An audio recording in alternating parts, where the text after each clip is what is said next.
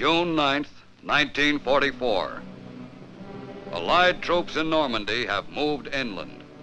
The work of the U.S. Navy and Coast Guard and the combined Allied sea forces has been done. Work not without a price in men and materiel.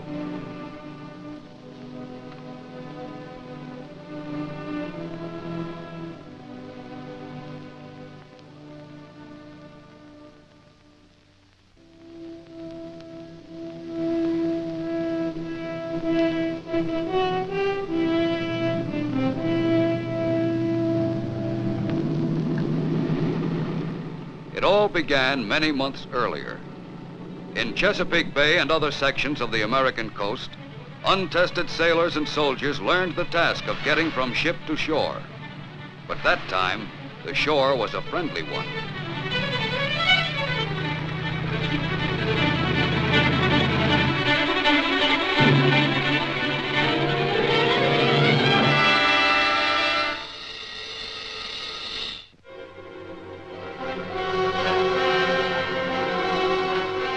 Then, with part of their training finished, they left the United States.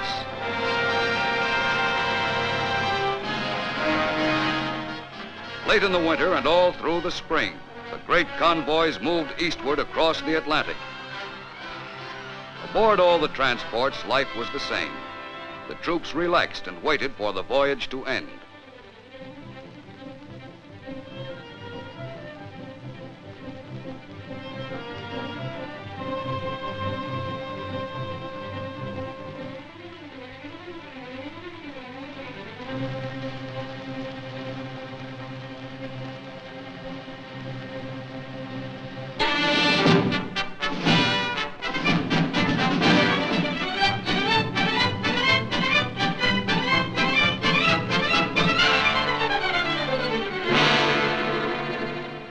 All along the coasts of Great Britain that spring, the training went on. Navy and Coast Guard landing barges practiced landing operations day and night.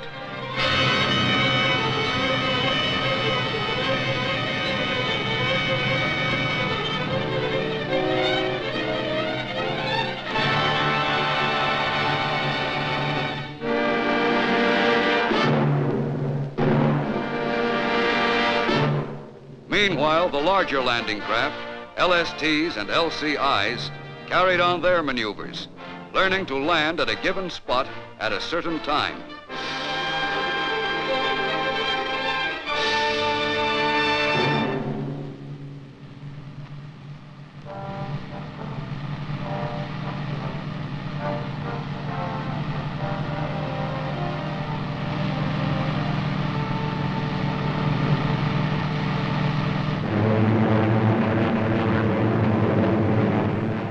Through all the days of preparation, Allied planes, thousands of them, continued to soften enemy defenses and communications in daily raids.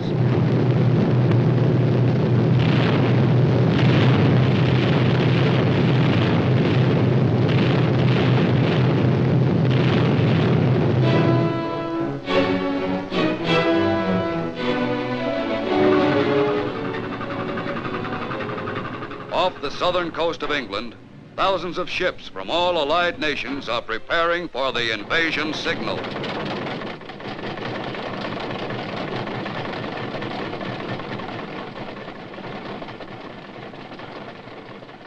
Navy and Coast Guard crews make last-minute preparations.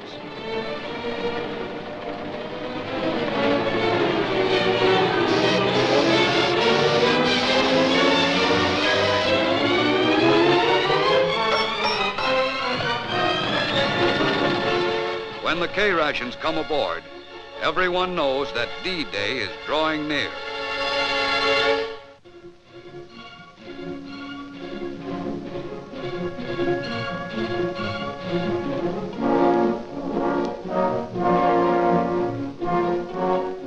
Somewhere in southern England, troops embark on LCVPs to be ferried to the waiting transports offshore.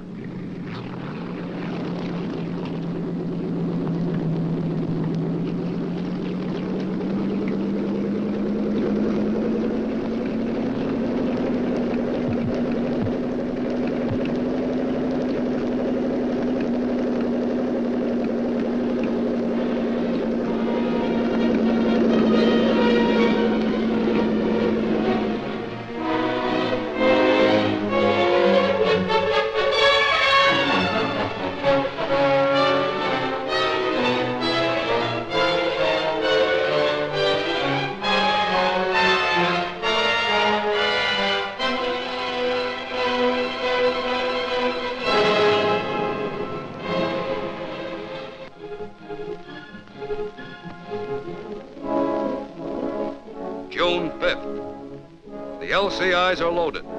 The next time these men step ashore will be on an enemy beach.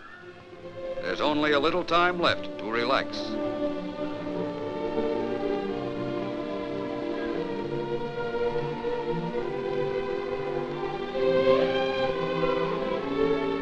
And the bombing attacks of the Air Force are intensified. Now the raids are continuous.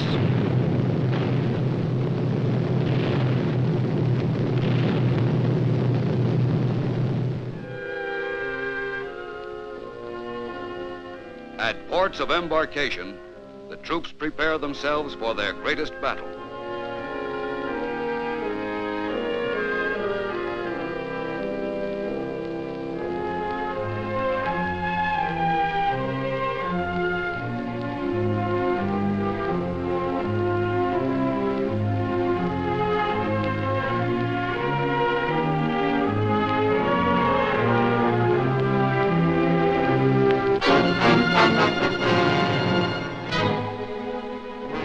Coast Guard officer briefs his men, and all along the coast, sailors receive their final instructions.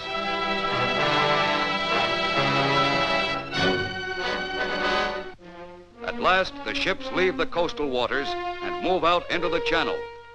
The slow LSTs loaded with heavy equipment, the transports loaded with men.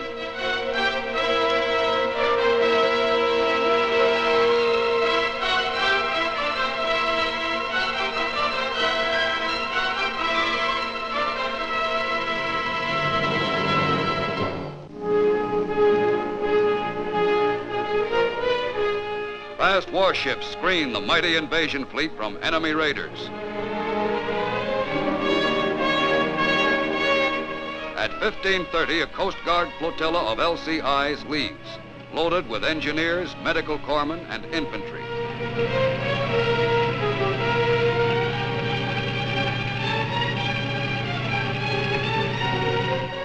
D-Day approaches, and the ships are in their assigned positions.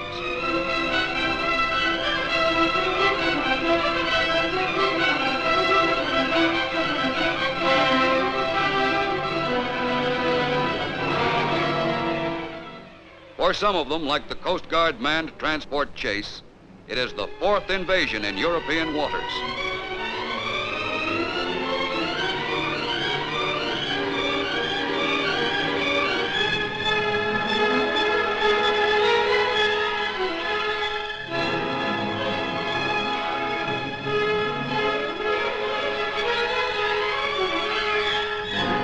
The only planes overhead are friendly.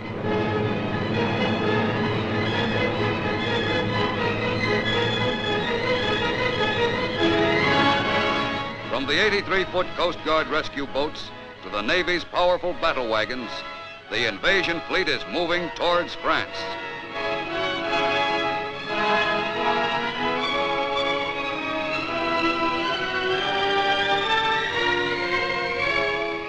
And below decks, officers study the maps that mark the invasion beachheads on the coast of Normandy.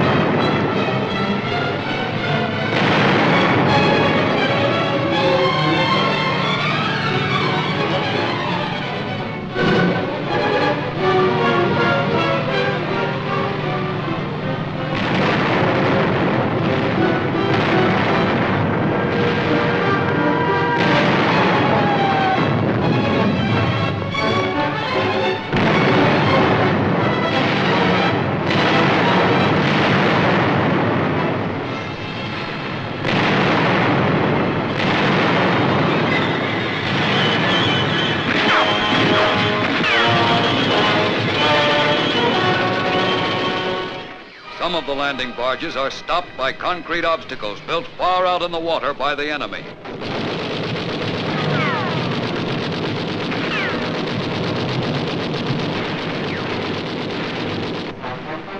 Offshore, the larger landing craft approach the beachhead slowly.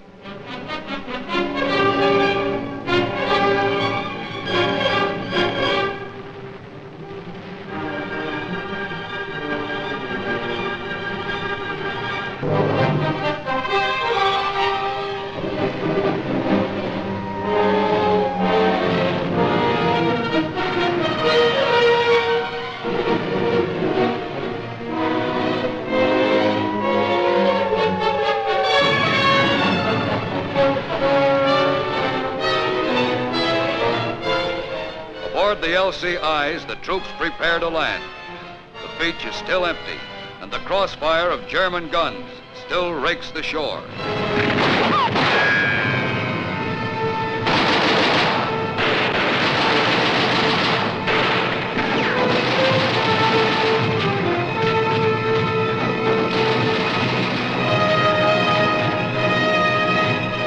Out of enemy firing range, the LSTs wait to move in until the beaches are cleared.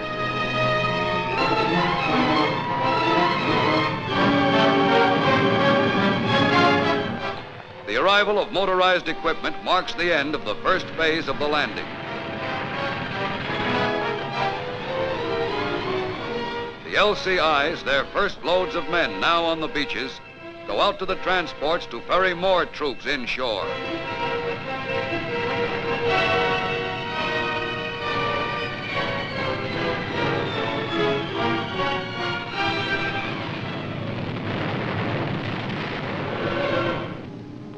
Still waiting beyond gun range, the LSTs unload supplies on smaller LCTs. Heavier equipment is transferred to giant rhino ferries, flat-bottomed barges that will land it ashore. And reinforcements arrive, thousands of men.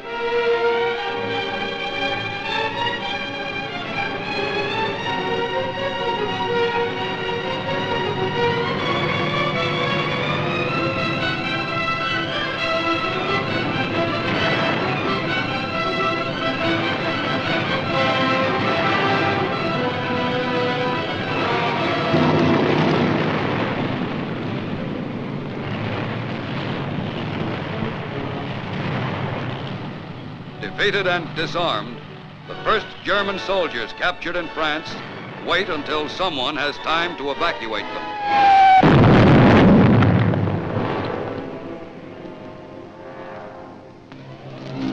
Out in the channel, the rescue boats of the Coast Guard are looking for survivors and aiding damaged vessels.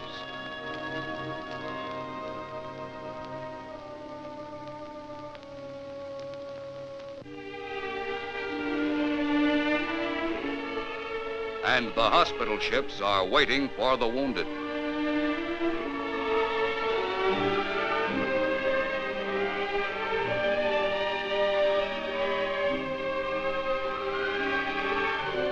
From a damaged Coast Guard LCI, a wounded man is transferred to another ship. The life-saving blood plasma goes with him.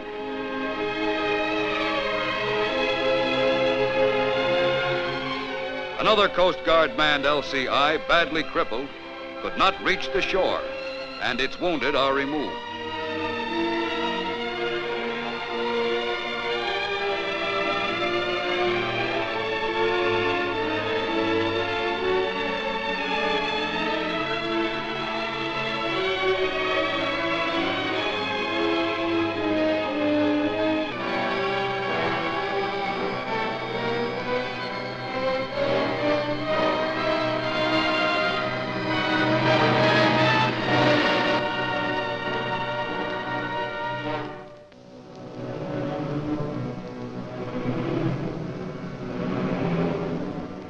The beach is firmly in Allied hands now, and the vast extent of the operation is visible.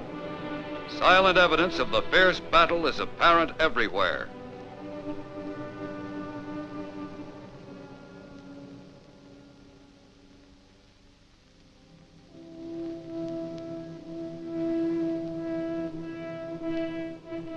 in a few days, many of the damaged ships will be afloat again.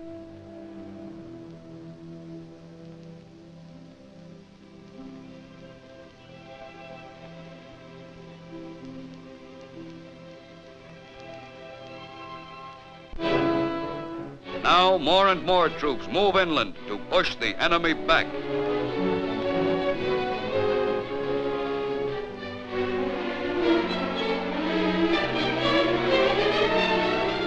And the LSTs land their cargoes on the beach.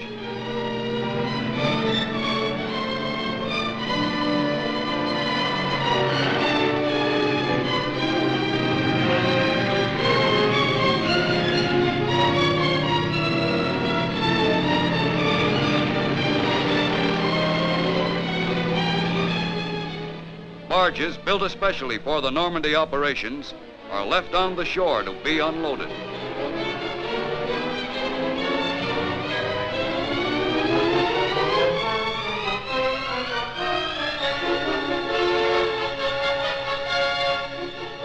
During the daytime, there are only Allied planes in the air.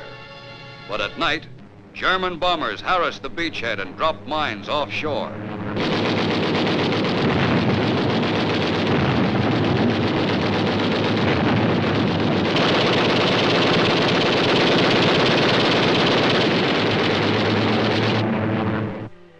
Out of sunken block ships, artificial harbors have been built.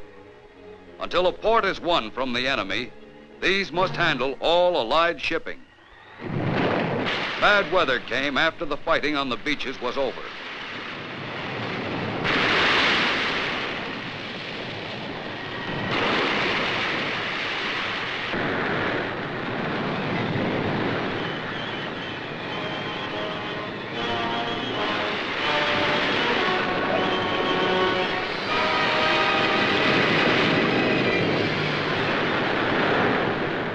The heavy storm left a trail of damaged ships.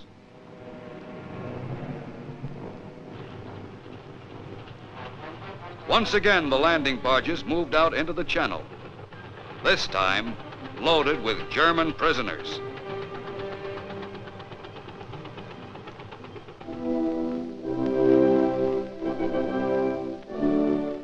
In England, prisoners board a Coast Guard transport.